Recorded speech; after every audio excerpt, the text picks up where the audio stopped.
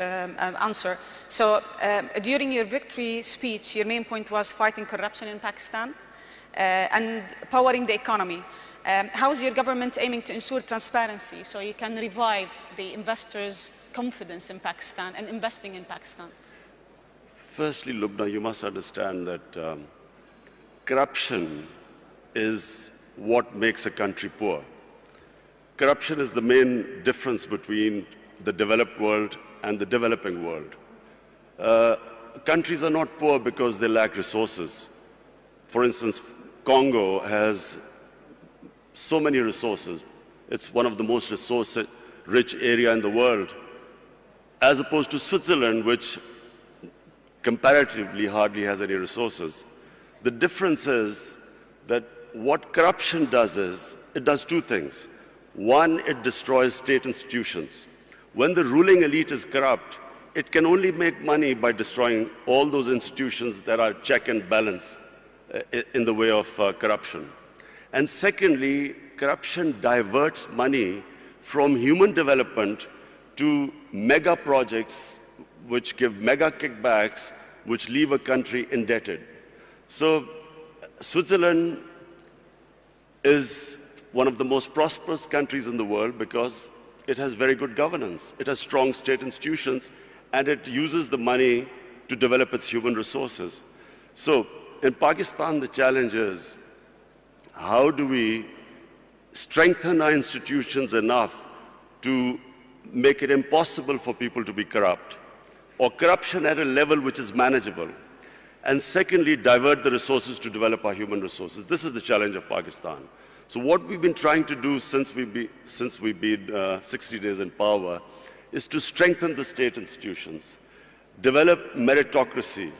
The reasons why state institutions get destroyed is because cronies have been put in key positions, who then, once there is no meritocracy in a state institution, and there's no rule of law, the state institutions do not prevent anyone from stealing money from the country. So this has been the main agenda of our party. And then secondly, to prioritize institutions that will help the exporters. So hence, we have made all the laws at the moment to help our exporters. Unemployment also is a main concern for you. You've been very concerned about youth unemployment, training youth to be able to find jobs and creating jobs. Tell us more about the agenda in that particular field. Pakistan has 100 million people below the age of 35. Yes. Now, in one way, that's a huge opportunity. But secondly, it is a big pressure on the government to find employment for this young population. We have embarked on a very ambitious program. Pakistan has 10 million shortage of houses. So we have embarked on this program that in the first 5 years, we will build 5 million houses. And so hence creating all the conditions, removing all the red tape that comes into the housing sector. Also, of course, trying to attract foreign investment for this housing. At the same time, apart from the housing, what we are trying to do is create the enabling environment for investment. One of Pakistan's strengths are the overseas Pakistanis. We have, as I said before, 8 to 9 million Pakistanis working abroad. We have, if we create the enabling environment, we will then be able to attract their investment. If you see the growth of China and India, one of the first people who invested were the overseas Indians and overseas Chinese who came back. So we have this big resource lying outside Pakistan. Our main effort is to create the enabling environment, make it easy to do business, the ease of doing business, bringing down the cost of doing business, and attracting this investment. Speaking of China, you've always spoke about how good China is in bringing 700 million people out of poverty. And I think the China-Pakistan Economic Corridor, or what you call CPEC, is being debated a lot lately. I would like to understand more about it from a Pakistan angle.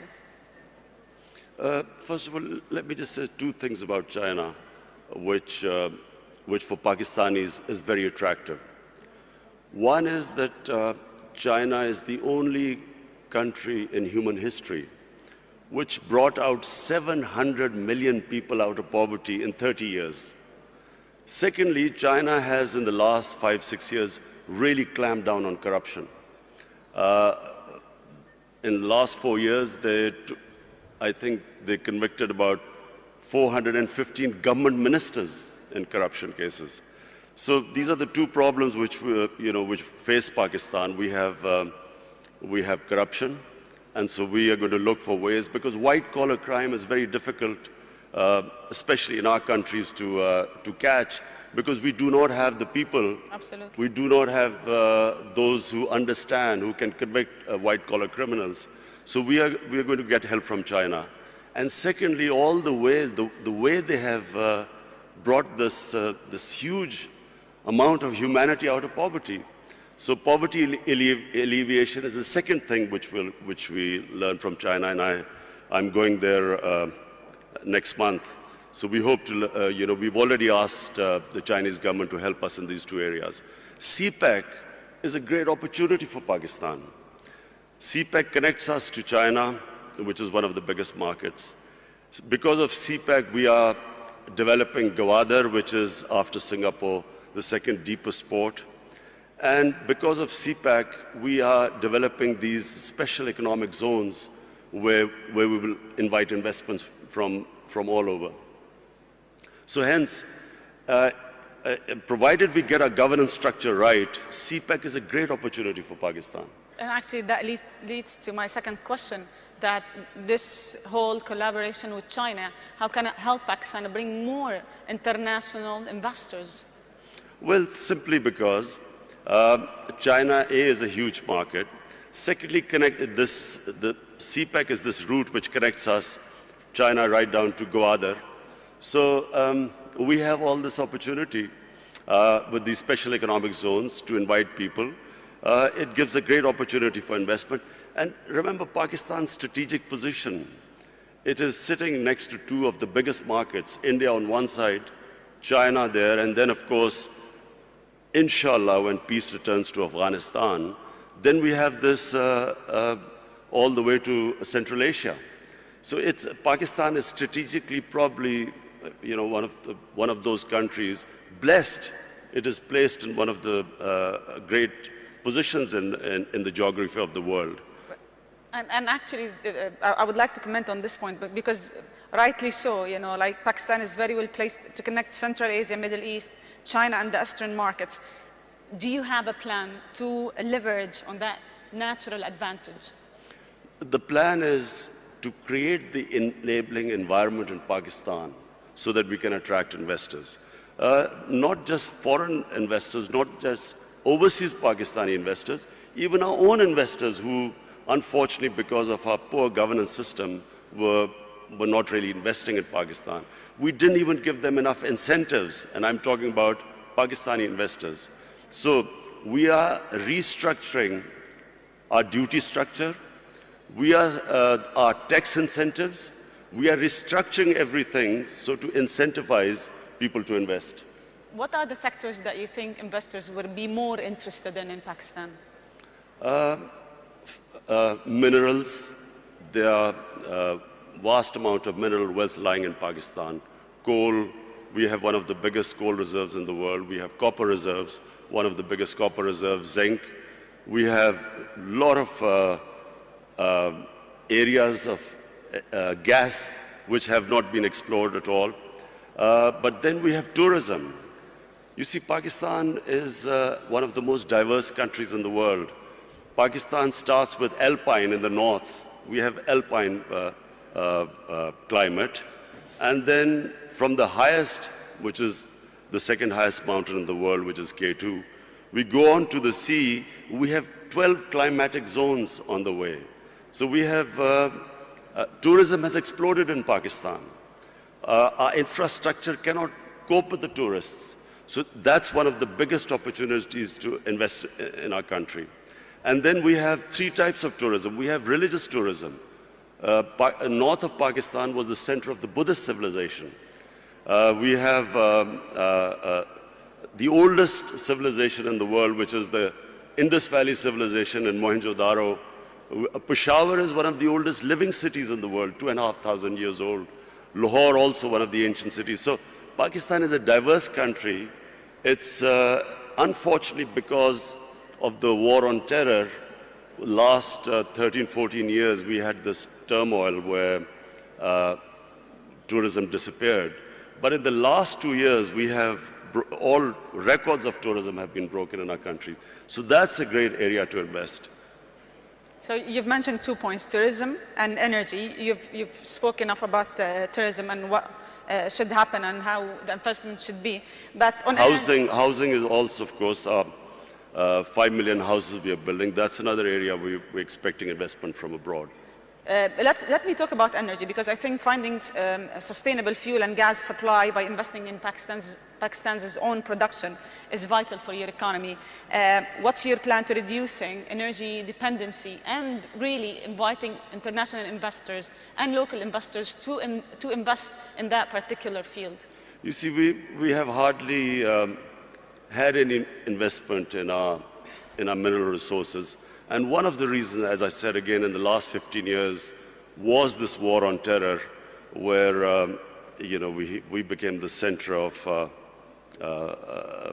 terrorism, suicide attacks, and so investors would not come to Pakistan. Then we had last 10 years very poor governance, corruption. We did not give enough incentives for investors to come to our country. Now, thanks to our security forces, our intelligence agencies, Pakistan has controlled terrorism. It's within Pakistan now, we have really clamped down on terrorism. It's very secure. We still have problems, terrorism coming from Afghanistan, but that's why we are hoping that these peace talks, hopefully peace talks between Taliban and the Americans, we hope that once Afghanistan settles, then not only will there be no terrorism within Pakistan, but then we have this access all the way to Central Asia. So we did not have investment coming into gas, into other minerals, because we had turmoil in our country. Now with peace and stability, we have people coming in. We have some of the big giants in the energy sector now showing interest. In fact, in December, I think Exxon is coming in Pakistan. They're coming back to Pakistan. And also we want to give incentives for the people in the investors in the energy sector to come and invest in our country. Your Excellency, from here, from the FII, what message do you want to give the world about Pakistan? The message is that Pakistan is a country with great potential. In the 60s, Pakistan was growing faster than almost any country in Asia, and that's because we had the best governance system. We unfortunately lost our way. In the 80s, we ended up in what was the Afghan Jihad. We then had remnants of the Afghan Jihad throughout the 90s. 9/11, post 9/11, we suffered from terrorism. And then our governance system also, unfortunately, did not enable us to attract investment. Now, Pakistan, in my opinion, is ready. I repeat, the biggest resource in Pakistan are the 100 million Pakistanis below the age of 35. It's a huge potential in the country. We have a diverse, mineral-rich country, one of the most fertile lands in the Indus Valley Basin. So today, the country stands where it is probably right now is the best time for investors to come to our country. Thank you very much. I'm going to open the floor now for some questions. We've got around 10 minutes. So if you have any questions, please just mention your name and your institution. We've got some mics.